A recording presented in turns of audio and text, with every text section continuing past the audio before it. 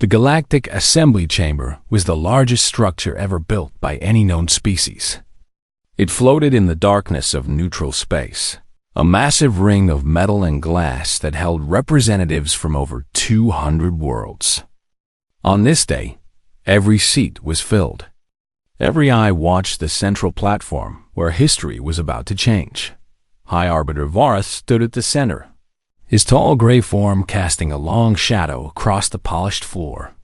He was the leader of the Zentari Dominion, and behind him stood representatives from 11 other species. Together, they called themselves the Coalition of 12. Together, they believed they were unstoppable. "The humans have spread too far," Varth announced, his deep voice echoing through the chamber. "They claim territory that belongs to older and wiser species. They build colonies on worlds they have no right to touch. This cannot continue." Murmurs of agreement rippled through the assembly. Many species had grown uncomfortable with humanity's rapid expansion. In just 300 years, these strange beings from a small blue planet had spread across the Orion Arm like water spilling from a broken container. Ambassador Lisa Monroe sat in the human section, her face calm and unreadable. She was a small woman with short gray hair and eyes that had seen too many negotiations fail. Beside her sat her aide, a young man named Derek Hall, who was struggling to hide his fear. "Ambassador," Derek whispered, "they have 14,000 ships. We have 2,000. This is a death sentence." Lisa did not look at him. She kept her eyes on Varth as he continued his speech about human arrogance and the need to put them in their place. "The Coalition of 12 hereby declares war on the human species," Varth finally said, his words landing like stones in still water. "You will surrender all colonies beyond your home system, or you will be removed from them by force. You have one standard cycle to respond." The chamber erupted in noise. Some species cheered. Others whispered nervously. The Morvani representative, Councillor Dreth, watched the humans with curious eyes. He had dealt with them before. Something about their calm reaction troubled him. Lisa Monroe stood slowly. The chamber fell silent, eager to hear humanity beg for mercy or time or some kind of compromise. "The United Earth Government accepts your declaration of war," she said simply. That was all. No threats. No pleas. No anger. Varth blinked his 4 eyes in confusion. "You accept? You understand what this means? Your species will be crushed. Our analysts predict it will take 20 years to fully defeat you, but defeat you we will." Lisa allowed herself a small smile. 20 years? That seems like a long time. She turned and walked toward the exit, Derek hurrying to keep up with her. The assembly watched in stunned silence as the human delegation left without another word. "They have accepted their death," Varth announced proudly. "Let this be a lesson to all species who forget their place in this galaxy." The chamber erupted in celebration. Representatives from the Coalition of 12 embraced each other, already discussing how they would divide human territory among themselves. The war had not yet begun, and they were already planning victory parades not far from the assembly. In the cold depths of space, Admiral Daniel Carter stood on the bridge of the USS Vigilant. He was a broad man with a weathered face and hands that had known both war and peace. His uniform was simple, unmarked by the medals he had earned over 40 years of service.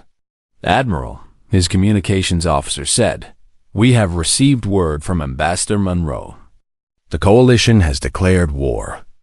She has accepted on our behalf." Carter nodded slowly. Around him, his bridge crew waited in tense silence. They all knew this day might come. They had trained for it. But training and reality were very different things. "Send the signal," Carter said. "Activate Protocol Midnight."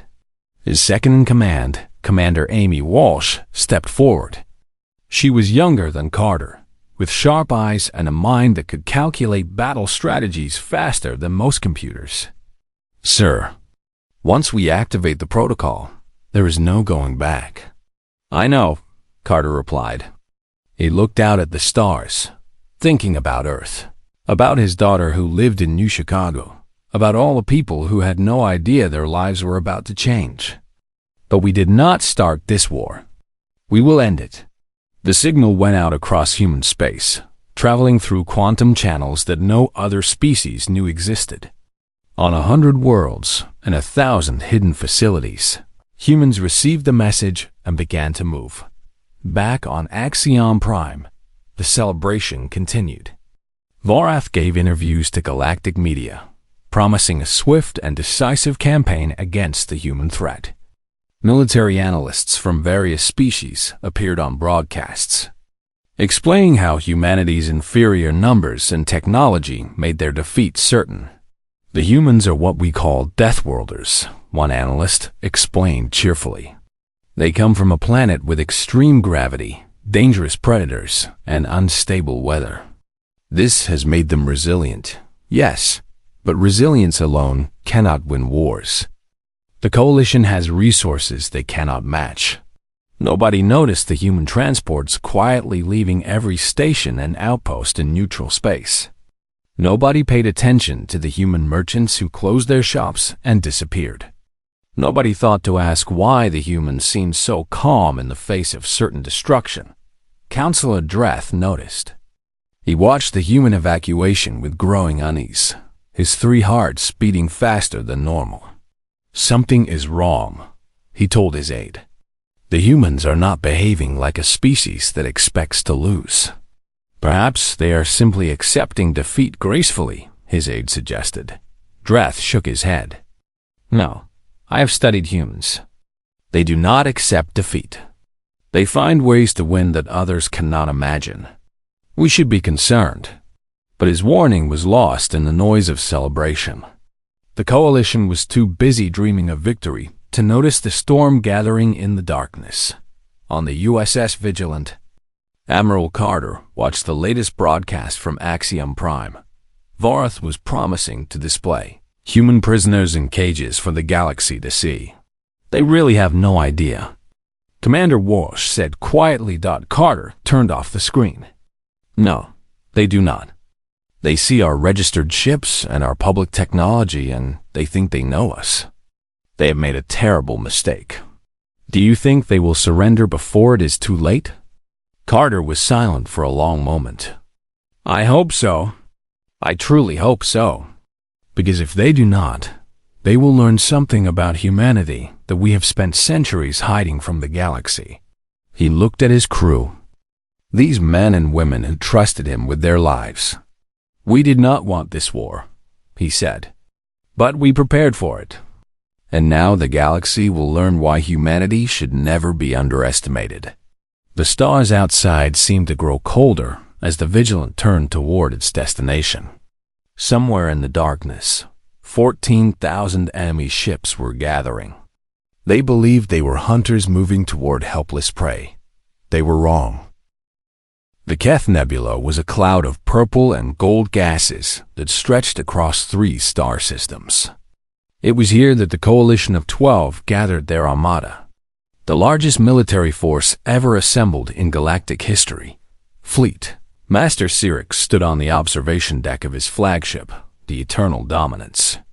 He was a Zentari like High Arbiter Vorath, but where Vorath was a politician, Syrinx was a warrior. He had fought in 12 campaigns and never lost a single battle. 14,000 ships, his tactical officer reported proudly, crewed by soldiers from 12 species.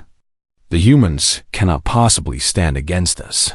Syrinx watched as more vessels dropped out of faster-than-light travel, joining the endless formation that filled space in every direction. Battleships the size of small moons. Carriers filled with attack craft. Destroyers built for speed and precision strikes. It was beautiful in a terrible way. What do we know about human defenses? Syrinx asked. Our scouts report approximately 2,000 registered warships in their fleet. They have defensive platforms around their major colonies, but nothing that can stop a force of this size. Their technology is adequate but not exceptional. Syrinx nodded, but something bothered him. He had studied human history before accepting this command. He had read about their world wars, their conflicts, their strange ability to survive disasters that should have destroyed them. These were not a species that surrendered easily. And their unregistered assets? He asked. The tactical officer looked confused. Sir? Every intelligent species hides some of their military strength. What are the humans hiding? Our intelligence suggests nothing significant. Perhaps a few hundred additional ships. Some experimental weapons. Nothing that changes our calculations. Syrinx said nothing. He hoped the intelligence was correct. He hoped this would be the simple campaign everyone expected. Deep beneath the Rocky Mountains on Earth, General Kevin Morris stood in the largest room most humans would never know existed. The Strategic Operations Center was buried under a kilometer of solid rock, protected by shields that could withstand direct nuclear strikes. Admiral Carter's face filled one of the many screens that covered the walls. He was aboard the Vigilant, already moving into position. The Coalition fleet has assembled, Carter reported. 14,000 ships, exactly as predicted. They will begin their advance within 6 hours. Morris nodded. He was an older man with white hair and eyes that carried the weight of terrible knowledge. He had hoped this day would never come. He had spent his career preparing for it anyway. All assets are in position, Morris said. Protocol Midnight is at 97% readiness. We are waiting for your command. What about civilian evacuation? Completed. All human civilians have been moved to protected locations. The colonies the Coalition will attack first are empty. They will find nothing but abandoned buildings and silence. Carter allowed himself a brief smile. They will think we are running away. Let them think whatever they want. When this is over, they will understand. Commander Amy Wash worked at her station aboard the Vigilant, coordinating the final movements of humanity's hidden strength. For 80 years, since the day humans first made contact with alien life, Earth had been preparing for this moment. The galaxy thought they knew humanity. They had seen human merchant ships and passenger vessels. They had traded with human companies and welcomed human tourists. They believed humans were friendly, curious, and slightly naive newcomers to the galactic community. They had no idea. Asset Group 7 is in position around the Zenthari homeworld, Walsh reported. Asset Groups 12 through 18 have reached the Morvani system. All other groups report ready. Carter studied the tactical display.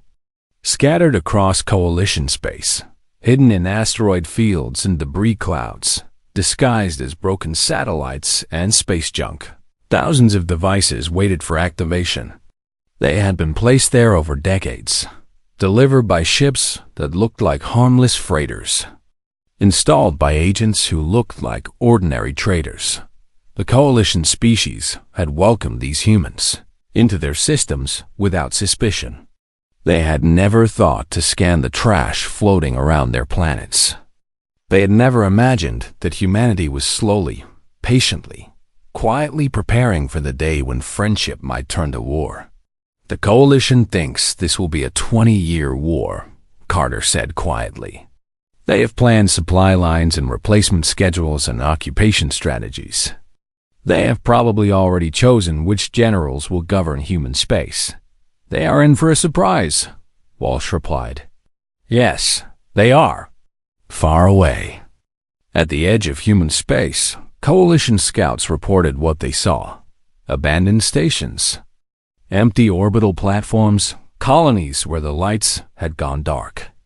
They sent messages back to Fleetmaster Syrinx, describing how the humans were fleeing in terror before the mighty armada. Syrinx read these reports with growing unease. This was not how enemies behaved. Enemies fortified their positions. They gathered their defenses. They prepared to fight, even when they knew they would lose. They did not simply disappear. "Something is wrong," he told his officers. "Sir, the humans are clearly afraid. They know they cannot win." "No," Syrinx said slowly. "Humans do not run from fights. Their history is filled with battles where they faced certain death and fought anyway. This is something else." He gave the order to advance more carefully, to send more scouts ahead, to watch for traps. But the coalition politicians were impatient. They sent angry messages demanding faster progress. They wanted quick victories to show on the news broadcasts, against his better judgment. Syrinx ordered the full advance. 14,000 ships moved toward human space, their engines burning bright against the darkness. Aboard each vessel, soldiers from 12 species prepared for the long campaign ahead. They had brought supplies for years of fighting. They had studied human tactics and weaknesses. They believed they were ready for anything. On Earth, General Morris watched their approach on his screens. "They have crossed the first marker," an aide reported. "Time to target. 6 hours." Morris took a deep breath. "Send the final warning." A message was transmitted to the coalition fleet, to every ship and every soldier. It was simple and direct. "This is General Kevin Morris of the United Earth Government. You are advancing toward human territory with hostile intent. We do not wish for conflict. Turn back now and there will be peace. Continue forward and face consequences you cannot imagine. This is your only warning." Fleet Master Syrinx read the message and felt cold despite himself. There was no fear in those words. No desperation. It sounded like a teacher warning a foolish student. The politicians laughed at the warning. They broadcast it across the galaxy as proof of human arrogance. How dare these creatures threaten a mighty coalition? Syrinx did not laugh. "Increase scanner range," he ordered. "Full defensive protocols. I want to know about anything unusual, no matter how small." His officers obeyed, but they found nothing. Space ahead was empty and quiet. The humans had apparently fled, just like everyone expected. The coalition advanced. On the bridge of the Vigilant, Admiral Carter watched the enemy fleet cross into human territory. "They really should have done their homework," Commander Walsh said. Carter nodded slowly. "Yes, they should have." "Begin the countdown." Across the galaxy, hidden devices received their activation signal. Timers began their final sequence. The coalition had no idea that their homeworlds, their families, their entire civilizations were about to go dark. The war the galaxy expected would last 20 years. It would be over in 67 minutes. The coalition fleet moved through human space like a wave of metal and fire. 14,000 warships arranged in perfect formation, their sensors scanning for any sign of resistance. They found nothing. Fleet Master Syrinx stood on his bridge, watching empty space scroll past on the view screens. They had passed 3 human colonies already. All abandoned. All silent. Not a single shot had been fired. "This makes no sense," he muttered. "Sir, perhaps the humans have retreated to their core systems," his tactical officer suggested. "They may be planning a final stand around Earth. Perhaps." But Syrinx did not believe it. Every instinct he had developed over decades of warfare told him something was terribly wrong. 42 light-years away, on the Xanthari homeworld of Kethros Prime, life continued as normal. Citizens went about their daily business, confident that their fleet would crush the human threat. News broadcasts showed proud footage of the advancing armada. Politicians gave speeches about the glorious future that awaited after humanity's defeat.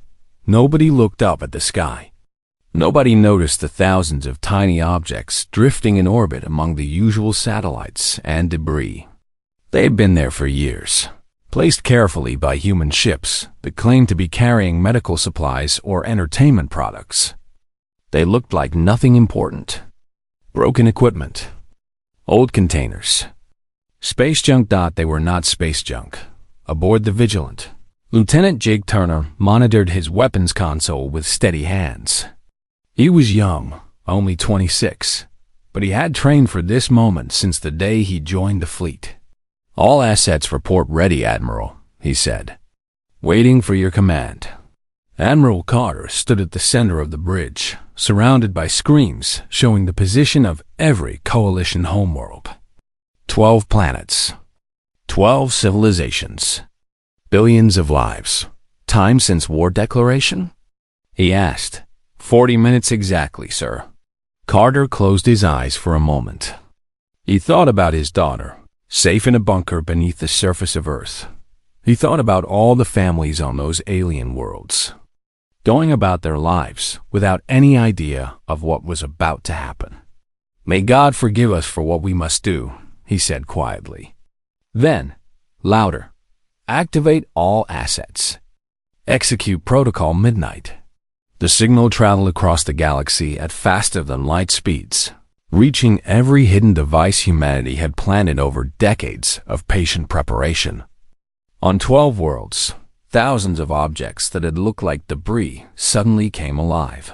On Kethros Prime, the sky flashed white. The devices were not bombs. Humanity had rejected weapons of mass destruction long ago. Instead, they were something far more elegant and terrifying. Electromagnetic pulse generators of a design no other species had imagined. The pulse swept across the planet in seconds. Every electronic system failed instantly. Power grids collapsed. Communications went silent. Defense platforms went dark. Vehicles stopped where they stood. Medical equipment in hospitals ceased functioning. The same scene repeated on 11 other worlds. The Morvani homeworld. The Drethys colonies. Every planet belonging to every species that had joined the coalition against humanity. In one moment, they went from technological civilizations to helpless populations trapped in darkness. Fleet. Master Syrinx felt the moment his homeworld died. His communication system screamed with static, then went silent. Sensors showed nothing from Kethros Prime, not because there was nothing there, but because there was no signal to receive. What happened? He demanded, his voice breaking for the first time in his military career. What happened to our world? Nobody could answer. Every ship in the Coalition fleet was trying to contact their home systems. Every ship received only silence. Then a single transmission cut through the chaos. A human voice, calm and clear. "This is Admiral Daniel Carter of the United Earth Fleet. Your homeworlds are currently without power. Your defense systems are offline. Your orbital platforms are disabled. Your people are alive but helpless." Syrinx stared at the view screen as Carter's face appeared. The human looked tired, sad even, but absolutely certain. "You have started a war with humanity. You expected it to last 20 years. You expected to slowly crush us with superior numbers. You were wrong." Carter leaned forward slightly. "Your families are at our mercy right now. Your children, your parents, your loved ones, they are defenseless. We could destroy your civilizations in the next hour. We have ships in position around every one of your homeworlds, waiting for my order." Syrinx felt his legs weaken. He gripped his command chair to stay standing. "But we are not going to do that," Carter continued, "because that is not who humanity is. We do not murder helpless civilians. We do not burn worlds. We fight wars to end them, not to prove our strength." The Admiral's eyes seemed to look directly at Syrinx through the screen. "Here is what happens next. You will surrender. All of you. Immediately. Your fleet will power down weapons and await escort back to Coalition space. Your governments will sign peace agreements that will be fair to all parties. And this war will end right now, before another life is lost." Syrinx found his voice. "And if we refuse, then your worlds stay dark. Your hospitals have no power. Your food storage facilities fail. Your heating and cooling systems remain offline.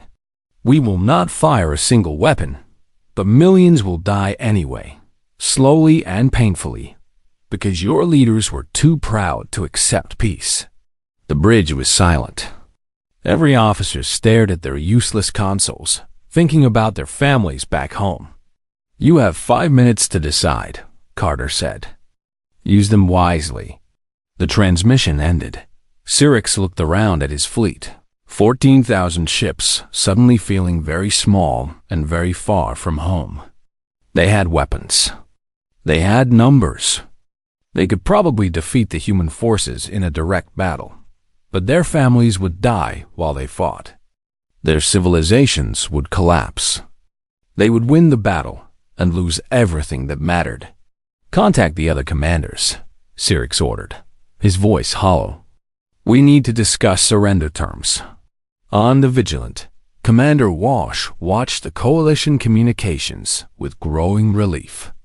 "They're talking to each other," she reported. "No aggressive movements?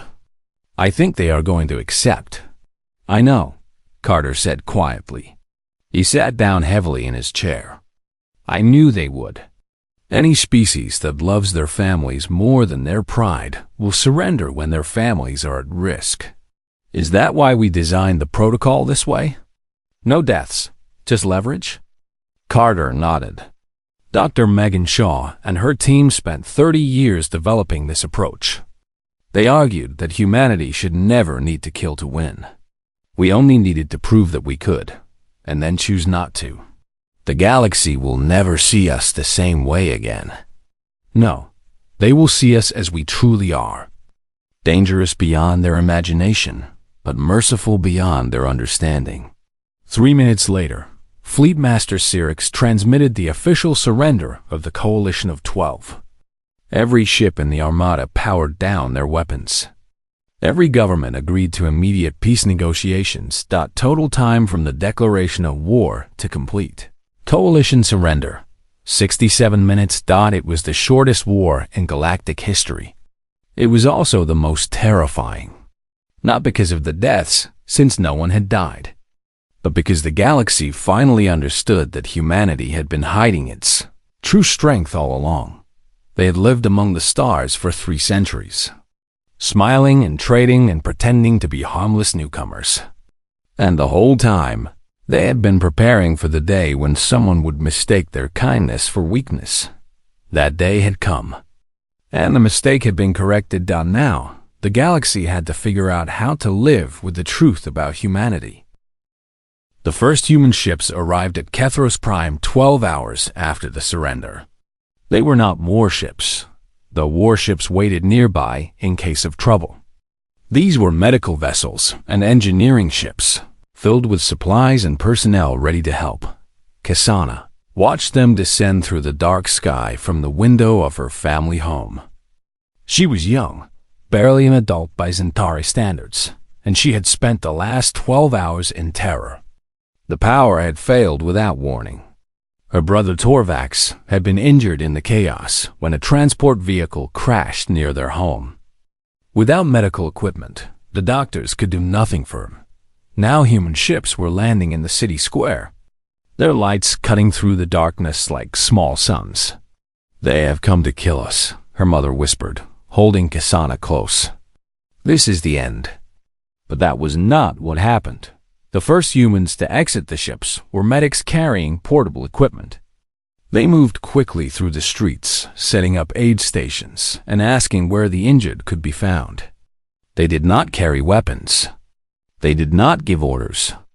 They simply helped. A human woman with kind eyes found Kasana's home within the first hour. Her name tag said Dr. Carl Mash, and she was already examining Torvax before anyone could stop her. "Internal bleeding," she announced to her assistant. "We need to get him to the surgical bay. Help me carry him." "Wait," Kasana's mother said, confusion replacing her fear. "Why are you helping us? We were your enemies. We tried to destroy your species." Dr. Nash looked up from her work. "Your government tried to destroy us. Your brother did not. He's just a young man who got hurt, and I am a doctor. This is what doctors do. They carried Torvax to the medical ship. Kisana followed, unable to believe what she was seeing. Human soldiers stood guard at the entrance, but they smiled at her and stepped aside to let her pass. Inside, her brother was placed on a bed surrounded by machines that hummed back to life as human engineers connected them to portable power sources. He will be fine, Dr. Nash told the family. The surgery is simple. He will need rest, but he will recover completely. Kisana watched the humans work, saving her brother's life without asking for anything in return. She had grown up hearing stories about humans, dangerous creatures from a death world, primitive beings who fought among themselves constantly, species that could not be trusted. Nobody had told her that humans were kind. Across the coalition worlds, similar scenes played out. Human aid ships restored power to hospitals first, then to water treatment facilities, then to food storage systems. Human engineers worked alongside local technicians, teaching them how to repair the damage and prevent future failures. Human soldiers maintained order not through force, but by helping with the recovery efforts. On the Galactic Assembly Station, Ambassador Lisa Monroe faced a very different kind of challenge. The representatives of 200 species wanted answers. How had humanity hidden such devastating capability? Why had they never used it before? What would stop them from using it again? We developed these technologies because we did not trust the galaxy, Lisa explained calmly to the packed chamber. We had seen how other species treated newcomers. We knew that someday someone might decide to destroy us. We wanted options other than fighting a war we might lose. But you could have conquered us all, one representative shouted. You could have ruled the galaxy. Yes, Lisa agreed. We could have. We chose not to. That is the difference between humanity and the empires that came before us. We do not want to rule anyone. We want to live in peace with our neighbors. When that peace was threatened, we defended ourselves. Now that the threat is over, we are helping to rebuild. High Arbiter Vorath was not at the assembly. He was under house arrest on Kethros Prime, guarded by his own people who had turned against him. His dream of a quick victory over humanity had become a nightmare of humiliation, and his citizens blamed him for everything. Senator Chris Palmer of Earth's War Ethics Committee traveled to Kethros Prime to meet with Vorath personally. It was a controversial decision. Many humans wanted Vorath to stand trial for his aggression, but Palmer believed in a different approach. You hate me, Vorath said when Palmer entered his chambers. You should hate me. I tried to destroy your species. Palmer sat down across from the fallen leader. I do not hate you. I understand you. You saw humanity as a threat, and you acted to protect your people. You were wrong about us, but your motivation was not evil. How can you say that? I would have killed millions of your people. But you did not. And we did not kill millions of yours, even when we had the power to do so. That is what matters now. Not what almost happened, but what actually happened. No one died. Both our species survived. We can move forward from here. Vorath stared at the human with his 4 eyes, trying to understand. Your people are strange. We held your children at sword point, ready to strike, and you respond with medical ships and engineers. Why? Palmer thought carefully before answering. Because revenge is easy, but it solves nothing. If we had destroyed your worlds, we would have created hatred that lasted for generations.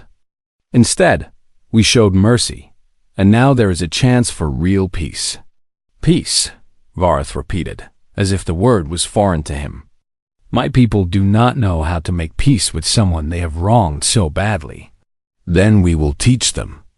That is what humans do. We teach. We build. We heal. We only fight when there is no other choice, and we stop fighting the moment another choice becomes available. Back on Kethros Prime, Kasana sat beside her brother's bed as he recovered from surgery. A young human medic named Ryan Cole had been checking on them regularly, bringing food and water and asking if they needed anything.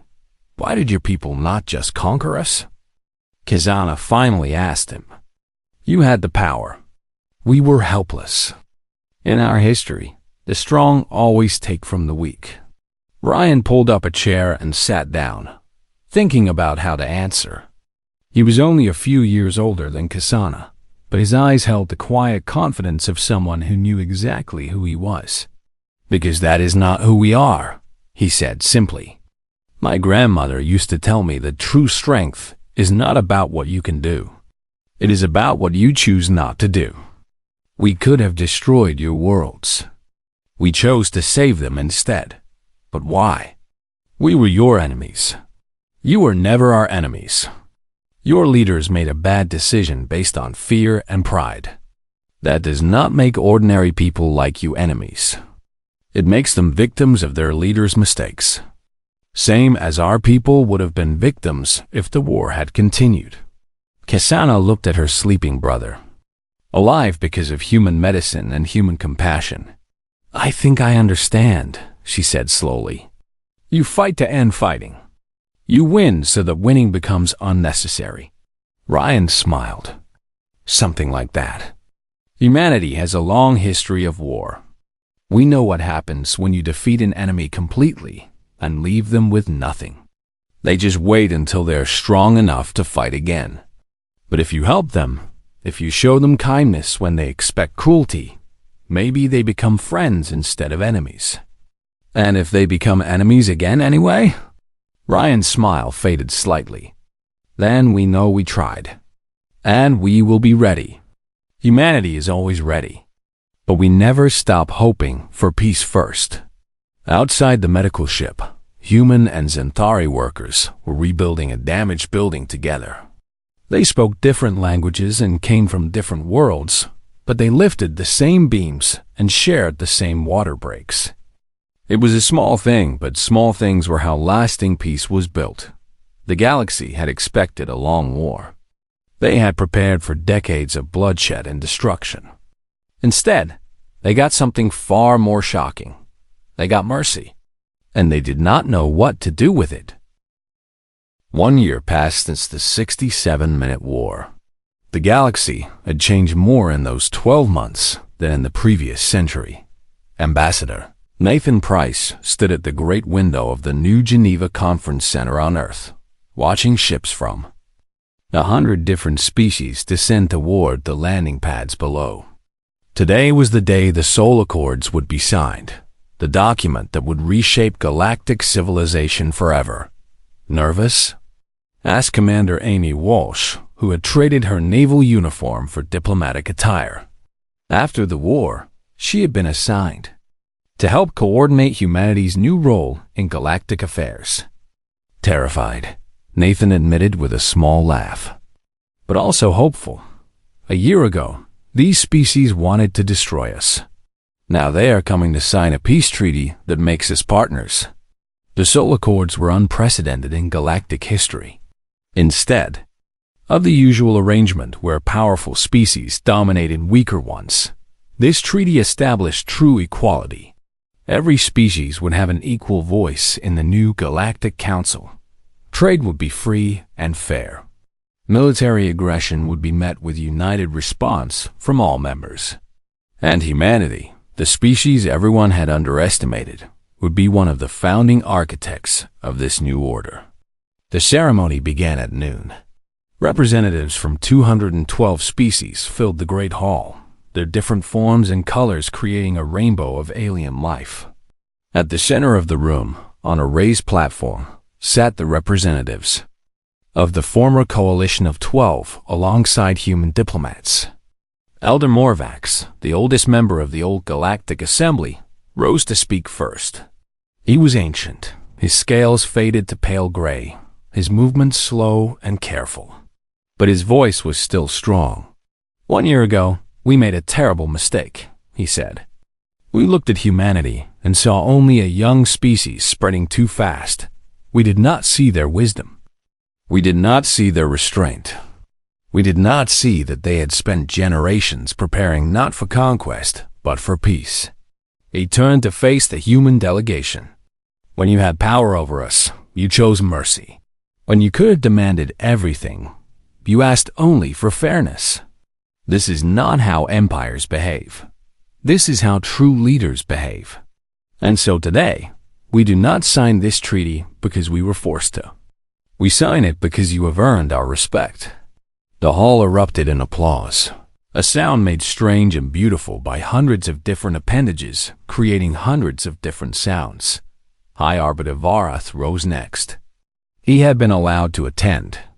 As a private citizen, stripped of his titles, but not his dignity. The humans had insisted on this, arguing that he deserved a chance at redemption. I owe humanity an apology, he said, his voice heavy with shame. I believed you were weak because you were kind. I believed you were foolish because you trusted others. I was wrong. He looked directly at Admiral Daniel Carter, who sat in the audience, finally at rest. You showed me that true strength is not about destroying enemies. It is about turning enemies into friends. My people are alive because of your mercy. My children sleep safely because you chose not to hate us. I will spend the rest of my life trying to be worthy of that choice. Carter nodded slowly, accepting the apology without words. The signing itself took hours, as each representative added their mark to the document. Humans and Xanthari, Morvani and Drethis. Species that had never spoken to each other now stood side by side, binding their futures together. When it was done, Ambassador Price addressed the assembly. 300 years ago, humanity looked up at the stars and wondered if we were alone. We hoped to find friends out there.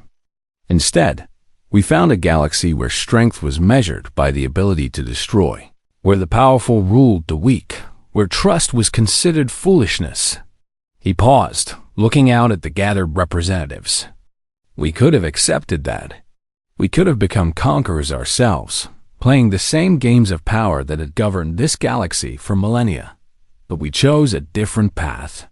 We prepared to defend ourselves, yes, but we never stopped believing that a better way was possible. Today, that better way begins. The Soul Accords are not about human dominance. They are about shared responsibility. Every species here has something valuable to contribute. Every voice matters. And when threats emerge, we will face them together, as partners rather than rivals. He smiled, and for a moment, he looked very young despite his gray hair. The galaxy expected a long war when they challenged humanity. They expected us to fight and die slowly over decades. Instead, we ended the war in 67 minutes and spent the next year building peace. That is who humans are. We fight when we must, but we would always rather build. The applause that followed was the loudest yet. Later that evening, a smaller gathering was held in the gardens outside the conference center. Former enemies walked together through Earth's flowers, breathing Earth's air, watching Earth's sun set in colors they had never seen before. Cassina was there, the first Xanthari exchange student to attend a human university. She had spent the past months learning about human history, human art, human science. She had been terrified at first, expecting to find the monsters her propaganda had described. Instead, she had found teachers who were patient, classmates who were friendly, and a society that valued questions more than obedience. "What will you study?" Commander Walsh asked her. "Medicine," Cassana replied. "Dr. Nash saved my brother's life. I want to learn how to do what she did. I want to help people the way humans help my world," Walsh smiled. "You know, a year ago, you would have been called a traitor for saying that. A year ago, my people were too proud to learn from others. The humans taught us that pride without wisdom leads to destruction. Now, we are learning wisdom. It is painful, but it is necessary." Admiral Carter walked alone at the edge of the gathering, watching the sunset paint the sky in shades of orange and purple. He had retired from active service the month before, unable to continue carrying the weight of what he had almost been forced to do. Dr. Megan Shaw found him there, the scientist whose technology had ended the war before it began. "You should be celebrating with the others," she said. "I will. I just needed a moment." He looked at her with tired eyes. "Do you ever think about what would have happened if they had not surrendered? If we had to keep their worlds dark for days, for weeks, how many would have died?" "Every day," she admitted. "But they did surrender, and nobody died. That was always the plan, Daniel. We designed Protocol Midnight to win without killing. It worked exactly as intended. I know. But I gave the order. I am the one who turned off the lights on 12 worlds. If things had gone differently, I would have been responsible for billions of deaths." Megan put her hand on his shoulder. "And because you were willing to take that responsibility, nobody had to die at all. That is what leadership means. Making the hard choices so others do not have to." Carter nodded slowly. "I hope the galaxy remembers this. I hope they remember that humanity showed mercy when we could have shown wrath. I hope they never make us choose again. They will remember. How could they forget? You changed everything in 67 minutes." As darkness fell, the lights of the conference center created a warm glow that stretched across the gardens.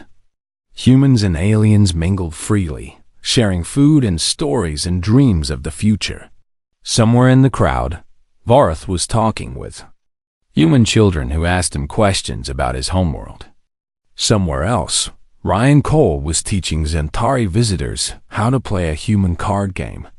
Ambassador Price stood at the center of it all, watching the new galaxy take its first uncertain steps. A journalist approached him for a final comment.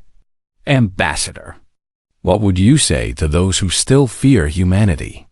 To those who believe we will use our power to dominate the galaxy someday?" Price thought for a long moment before answering. "I would say this. Look at what we did when we had the chance. Look at how we used our 67 minutes of absolute power. We could have become emperors. We chose to become partners instead." He looked up at the stars, just now becoming visible in the darkening sky.